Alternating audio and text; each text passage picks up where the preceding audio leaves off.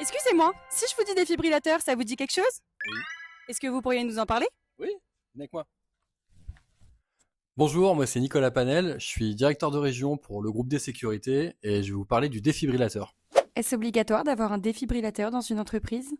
Non, ce n'est pas obligatoire d'être équipé d'un défibrillateur en entreprise. Il faut distinguer ERT, établissement recevant des travailleurs, où on n'aura pas d'obligation d'équipement, et ERP, établissement recevant du public, où là, oui, dans la majeure partie des cas, on sera obligé de s'équiper d'un défibrillateur.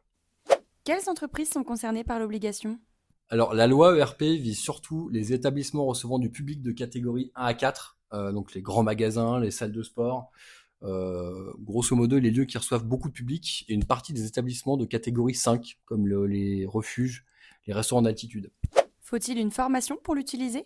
Donc non, une formation n'est pas obligatoire pour le défibrillateur. C'est un dispositif qui est assez bien fait, il y a des pictogrammes visuels, des commandes vocales, donc c'est vraiment fait pour être utilisé par tout le monde.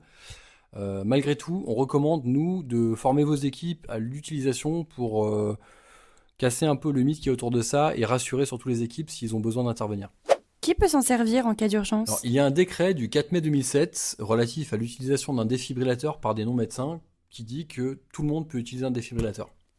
Que dit la loi si on ne l'a pas?